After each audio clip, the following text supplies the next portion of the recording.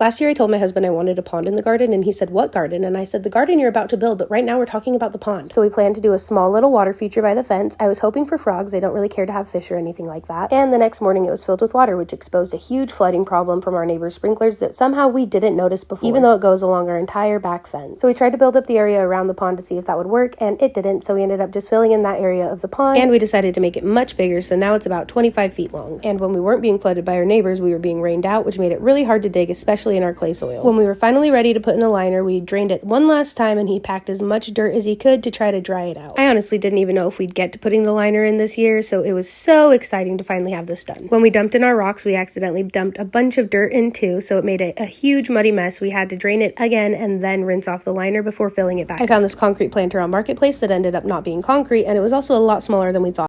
We used it for the season just to keep the pond clean, but we ended up switching to a bog filter this season. This was the pond after the first official fill of the season, and it was still pretty murky, but after a few days it cleared up into this and it looked nice and clean. The last thing we did last year was lay a bunch of upside down sod around the edge because I knew I wanted it to look more natural. I don't want a bunch of rocks around the edge, I want mostly greenery. This was our pond in October, and this was our pond last week. We didn't clean out any leaves over the winter, so it turned into a nasty sludge, which we ended up draining and kicking up the rocks to get rid of all the mud. We also trimmed the sod around the edges because last year the sod decided to siphon out a bunch of water, so we want to be able to fill it up more this year. We thought we were in the clear, so we started filling it up again, and my husband built the bridge so that we can get across on this side. We didn't think about the fact that staining it was going to leak into the water, so unfortunately we did have to drain it again after it was stained, but the bridge looks beautiful, the water's filled up again, and the water's not brown anymore. We used a tote to build our bog filter, and we put some medium river rock on the bottom with some pebbles on top. I know I want to plant some creeping Jenny in the top, and I was hoping for water forget-me-not, but I cannot find it anywhere, so if you have any ideas of what else to plant here, let me know. And follow along if you want to see the rest of our pond build.